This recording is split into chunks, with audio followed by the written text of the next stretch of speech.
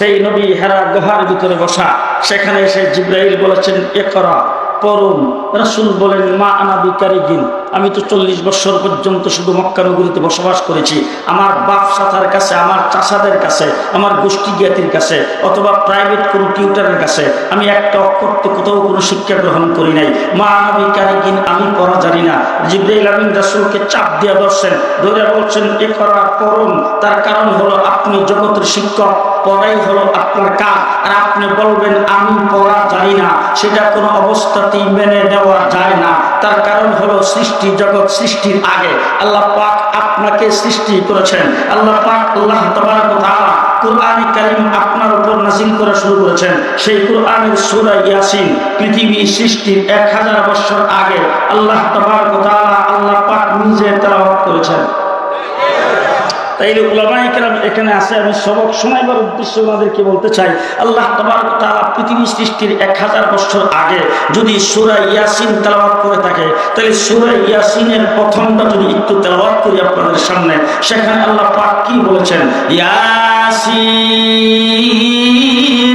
ওয়াল কুরআনিল হাকীম ইন্নাকা লামিনাল মুরসালিন।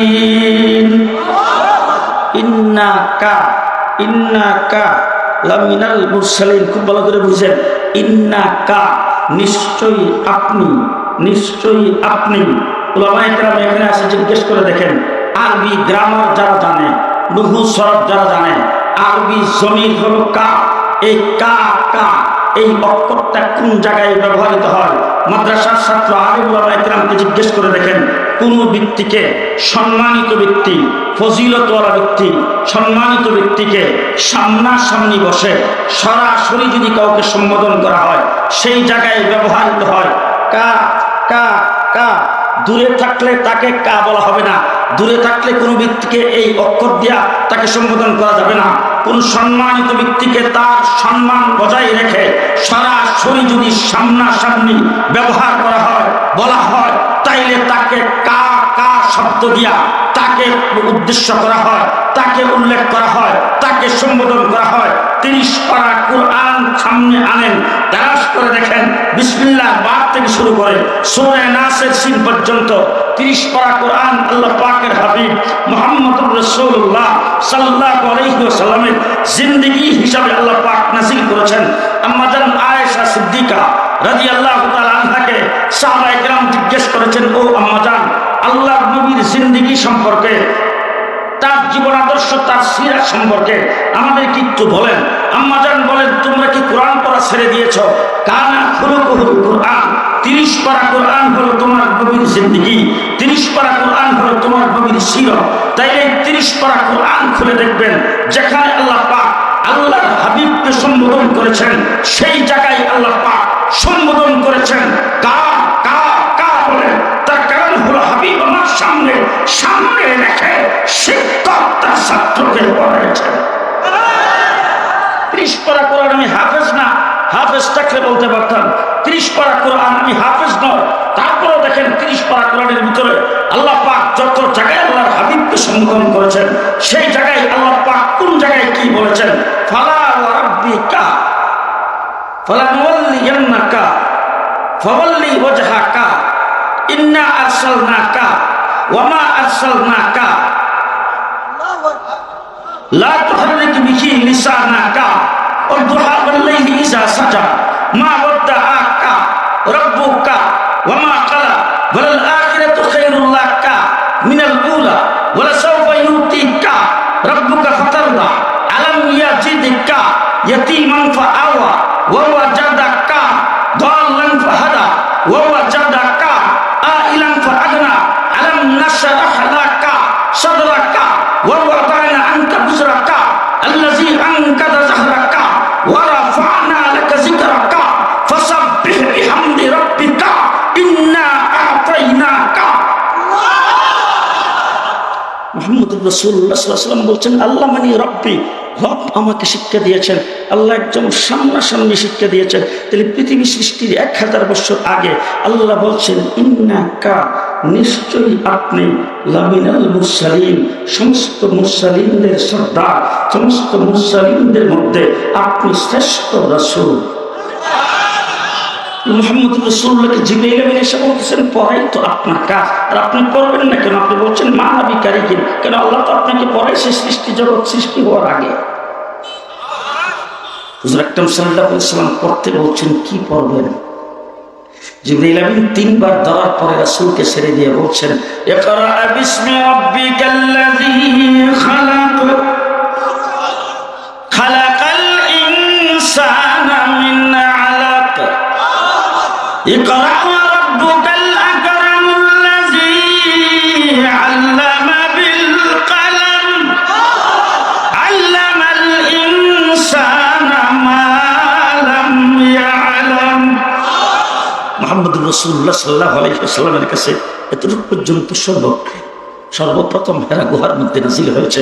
রাসূল সেখান থেকে বের হয়ে আসছেন, হুজুরের শরীরে ঘাম, হুজুরের শরীরে জ্বর এসে গেছে, তাপ এসে গেছে, হুজুর এইভাবে কাঁপতেছেন।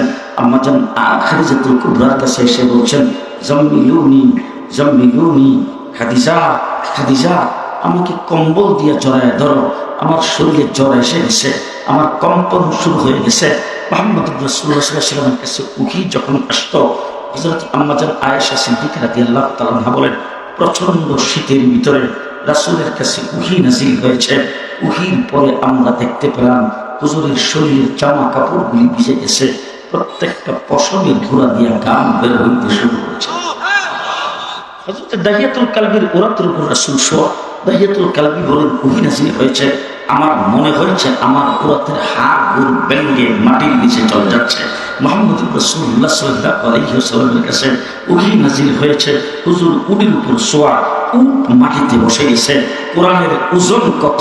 আল্লাহ পাক তো কোরআনের ভিতরে কোরআনের ওজন বর্ণনা করেছেন, ইন্না আরাদনাল আমানাতা আলাস সামাওয়াতি ওয়াল আরদি ওয়াল জিবাল ফাআবাইনা আন ইয়াহমিলনাহা ওয়া আশফাকনা মিনহা ওয়া হামালাহাল ইনসান। আল্লাহ বলছেন, কোরআন তো আমি আসমানকে দিতে চাইছিলাম, জমিনকে দিতে চাইছিলাম, পাহাড়কে দিতে চাইছিলাম, পাহাড় জমিন আসমান কোরআন গ্রহণ করতে পারে নাই। ফাআবাইনা আন ইয়াহমিলনাহা, তাদের মধ্যে জাল জাল সৃষ্টি হয়ে গেছে, অপারগতা স্বীকার করেছে, ভূমিকম্প শুরু হয়েছে। আল্লাহ বলেন সর্বশেষ এই কোরআন মানুষ গ্রহণ করেছে। অন্য আরেক আয়াতে কোরআনের ওজন সম্পর্কে আল্লাহ পাক বলেছেন, লাউ আনজালনা হাযাল কুরআনা আলা জাবাল লারাআইতাহু খাশিআন মুতাসাদ্দিআন মিন খাশিয়াতিল্লাহ। আল্লাহ পাক বলেন, আমি কোরআন যদি পাহাড়ে নাযিল করতাম তাহলে তোমরা দেখতে পাইতা পাহাড় রেজা রেজা হয়ে গেছে, পাহাড় ধ্বংস হয়ে গেছে।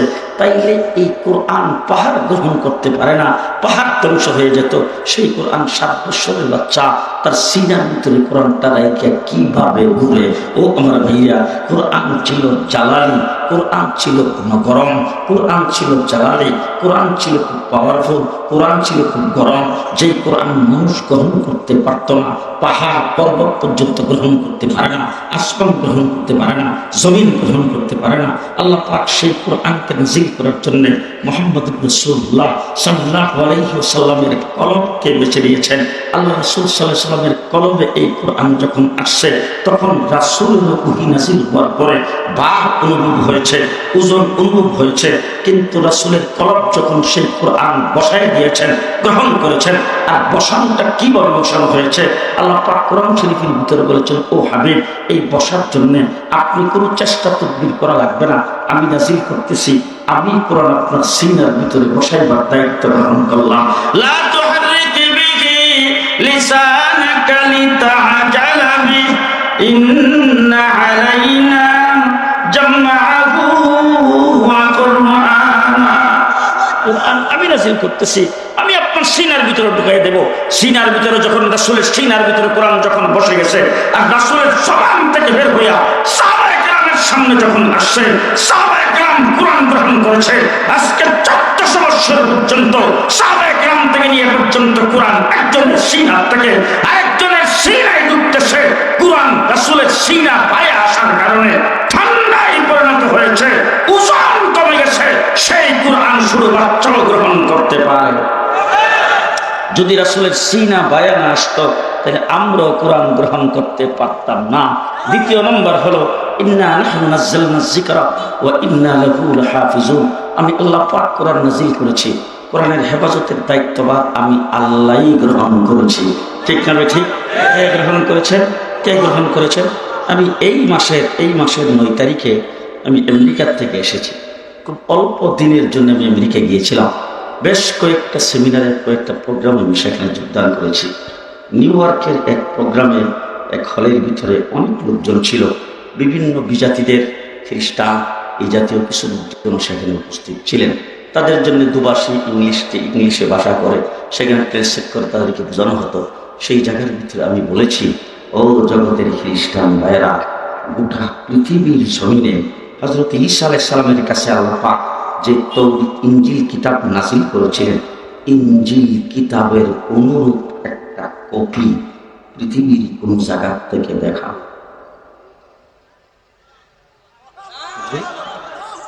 আছে? কথা বুঝেন নাই? আমার নবী 1400 বছর আগে কোরআন শরীফ নাজিল হয়েছে। সূরা ফাতিহার আয়াত ছিল 21টা, এখন আছে 7টা। জি,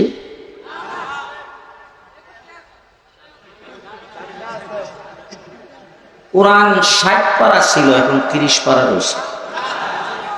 যে কোন পরিবর্তন, জের জবর নুক্তার পরিবর্তন, আয়াতের পরিবর্তন। আমার নবী মুহাম্মদুর রাসূলুল্লাহ সাল্লাল্লাহু আলাইহি ওয়াসাল্লাম মসজিদে নববীতে ইমামতি করেছেন। রাসূল প্রত্যেক রাকাতে সূরা ফাতিহা পড়েছেন, এখনো সূরা ফাতিহা পড়া হয়, কোনো বেশ কম নাই। আছে কোনো বেশ কম? জের জবর নুক্তার কোনো পরিবর্তন হয় নাই। আমি তাদেরকে বললাম, তোমাদের ঈসা আলাইহিস সালামের কাছে যে ইনজিল নাজিল হয়েছিল সেই ইনজিলের একটা কপি দেখাও। আছে? আপনাদেরও সন্দেহ আছে না? দেখাইতে পারবে? চ্যালেঞ্জ করে বললাম, দেখাইতে পারবে না? পারবে? পারবে না। উলামায়ে কেরামকে সাক্ষী রেখে আরেকটা কথা বলে দিয়ে যায়, আপনারা যেটা ভালো বুঝবেন, আমার কোরআন কোন ভাষায়? জি, আরবি ভাষায় কথা বলে এমন কোন মানুষ পৃথিবীতে নাই তো? আছে? কোন দেশ সেটা? সৌদি আরব, আরব আমিরাত, কাতার, কুয়েত, গোটা মিডল ইস্টের মানুষ আরবি ভাষায় কথা বলে। কোরআন আরবি ভাষা নাজিল হয়েছে, আরবি ভাষায় কোরআন নাজিল হয়েছে। কোরআনের ভাষার অস্তিত্ব পৃথিবীতে আসে না নাই? আসে না নাই? চ্যালেঞ্জ করে বলে গেলাম, গোটা পৃথিবীর খ্রিস্টান জগৎ যারা ঈসা আলাইহিস সালামের নবুয়তের দাবিদার, যারা ইনজিল কিতাবের দাবিদার, বাইবেলের দাবিদার, ইনজিল যেই ভাষায় নাজিল হয়েছিল সেই ভাষার একটা এলাকা পৃথিবীর কোথাও দেখাও। সেই ভাষার অস্তিত্ব পৃথিবীতে আছে? নাই। হাফেজ বুধ আছে গোটা 50 জন। কয়জন? জি, খুব ভালো করে মনে রেখেন। আমাদের পার্বত্য চট্টগ্রামে যান আপনাদের ময়মনসিংহের হালুয়াঘাট, সেই পাহাড়ি এলাকায়, গারো এলাকায়, সেখানে যায় দেখবেন মশার কামড় খাইতে খাইতে শেষ। সেই পাহাড় জঙ্গলের চিপায় মিশনারি খুলে, এনজিও খুলে, সেখানে মানুষকে সেবা দেওয়ার জন্যে, ধর্মান্তরিত করার জন্যে, সেখানে বাইবেল মানুষকে শেখাইবার জন্যে যুবতী অবস্থায় আজকের থেকে 60-70 বছর আগে 7 সমুদ্র 13 নদী পার হয়ে এখানে ধর্ম প্রচার করার জন্য এসেছিল। আজকে শরীরের চামড়া কুড়া হয়ে গেছে, চুল টাইপাইকা সাদা হয়ে গেছে, সেই জায়গায় বৃদ্ধ হয়েছে, কিন্তু তাদের ঔষধ, তাদের মলম, তাদের ওষুধপত্র, তাদের ডাক্তারি, তাদের মিশনারি, তাদের সেবা, তাদের এনজিওদের সেবা কোনো কাজ হয় নাই। আমার দেশের মানুষকে ধর্মান্তরিত করতে পারে নাই, আশানুরূপ কোনো সারা পাই নাই, বাইবেল শিক্ষা দিতে পারে নাই। আজকে গোটা পৃথিবীতে আমার কোরআন এমনভাবে ঢুকছে, আমেরিকার নিউ ইয়র্ক শহরে মাইকে ওপেন আজান দেওয়ার জন্য হাইকোর্ট থেকে রায় দিয়েছে। গোটা পৃথিবীর জমিনে হাজারো চেষ্টা করে পারেনি। তারপরে তারা রিচার্জ করেছেন, 1 নম্বরে রিচার্জ করেছেন 40,000 কোরআনের কপি একত্রিত করেছেন গোটা পৃথিবীর বিভিন্ন শহর থেকে। সবগুলি নিয়ে তাদের সমস্ত লোকজন সেখানে লাগাইয়াছেন। একটার সঙ্গে আরেকটার মিল আছে কিনা, কোনো জায়গায় কোনো গরমিল আছে কিনা দেখো, পৃষ্ঠার কোনো বেশ কম আছে কিনা দেখো। তারা এইভাবে মিলে 40,000 কোরআনের কপির মধ্যে জরিপ করে তারা নজর দিয়ে সেখানে রিচার্জ করে দেখেছেন বাংলাদেশের কোরআন যেইভাবে গঠিত, যেইভাবে ভলিউম করা, যেইভাবে ছাপানো, পাকিস্তানের কোরআন ঠিক সেইভাবেই ছাপানো, সৌদি আরব মসজিদের নববীতে এইভাবেই ছাপানো, মক্কায় এইভাবেই ছাপানো। গোটা পৃথিবীর কোরআন এক, যার জবাব মাত্রার কোনো বেশ কম নাই। এরপরে তারা জরিপ করেছে, গোটা পৃথিবী চষে বেড়াইছেন, জরিপ করেছেন, তাদের একজন হাফেজ খুঁজে পাওয়া যায় নাই। সেই জরিপে যাইয়া মুসলমানের হাফেজ কয়জন? আমেরিকা রিপোর্ট দিয়েছে আজকের আসমানের নিচে জমিনের উপরে মুসলমানের হাফেজ কোরআন 1,65,00,000। মুসলমানদের হাফেজ কোরআন 1,65,00,000। আমেরিকা কোরআন হিফজুল কোরআন প্রতিযোগিতা অনুষ্ঠান করতে বাধ্য হয়েছে। এই বছর নিউ ইয়র্ক শহরে মুসলমানদের হিফজুল কোরআন প্রতিযোগিতা হয়েছে। পৃথিবীর 37-38টা দেশের হাফেজে কোরআনরা সেখানে একত্রিত হয়ে হিফজুল কোরআন প্রতিযোগিতা হয়েছে। আলহামদুলিল্লাহ, সুম্মা আলহামদুলিল্লাহ, আমার বাংলাদেশের হাফেজে কোরআন 16 বছরের একটি ছেলে 1 নম্বর স্থান অধিকার করেছে। এই বছর আমি নিউ ইয়র্ক থেকে বিমানে গেলাম মিশিগান একটা স্টেট, সেই স্টেটে আমি একদিনের সফরে সেখানে গিয়েছিলাম। তো মাগরিবের নামাজের পরে এক বাসায় খাইতে গেলাম। খাইতে যাওয়ার পরে সেখানে খানা খাওয়ার পরে বলতেছে, হুজুর আমার একটা বাচ্চা সবে মাত্র পড়া শুরু করছে, নাজেরা পড়ে। বাচ্চাটা কাছে আনার পরে মাথায় হাত দিয়ে বলছে, আব্বু হুজুর একটু পড়াশোনা হতো, একটু পড়াশোনা হতো। আল্লাহু আকবার, ছেলেটা যখন পড়া শুরু করছে আমার মনে হয়েছে কোরআন নাজিল হচ্ছে, কোরআন নাজিল হচ্ছে। আমি তাকে জিজ্ঞেস করলাম যে এই ছেলেকে, ছোট বাচ্চা, বয়স কত? বলুন 4.5 বছর। 4.5 বছরের ছোট বাচ্চা এত সুন্দর কোরআন পড়ে, আপনি পড়া শিখাইলেন কোথার থেকে? বলে হুজুর সরকারি কারিকুলাম অনুযায়ী এই দেশে 3 বছর বয়স হইলে স্কুলে যাইতে হয়। স্কুল টাইমটা তো স্কুলে থাকে, আর বাকি টাইমে তার মা করে বসে বসে পড়াইছেন। ও আমার ভাইরা, সেখানে হাজার হাজার হাফেজ আজকে নিউ ইয়র্কে, লন্ডনে, ইউরোপে, আমেরিকাতে সব জায়গায় হাফেজে কোরআন আছে। আজকে হাজার লক্ষ লক্ষ কোটি কোটি ডলার খরচ করার পরে, পাউন্ড খরচ করার পরে তারা আশার রূপ সারা বাইরে। আরেকটা জিনিস আপনাদেরকে শেষে বলে দিয়ে যাচ্ছি, নির্যাতন বহুত হয়েছে। ইমুক সন্ত্রাসী, ইমুক সন্ত্রাসী, মোল্লা ওমর সন্ত্রাসী, তালেবান সন্ত্রাসী, উসামা সন্ত্রাসী, সাদ্দাম হোসেন সন্ত্রাসী, এই সিরিয়ার তারা সন্ত্রাসী, জেরুজালেমের মুসলমান সন্ত্রাসী, ফিলিস্তিনি সন্ত্রাসী। এই সন্ত্রাসী বলতে বলতে 20 বছর পর্যন্ত আমেরিকা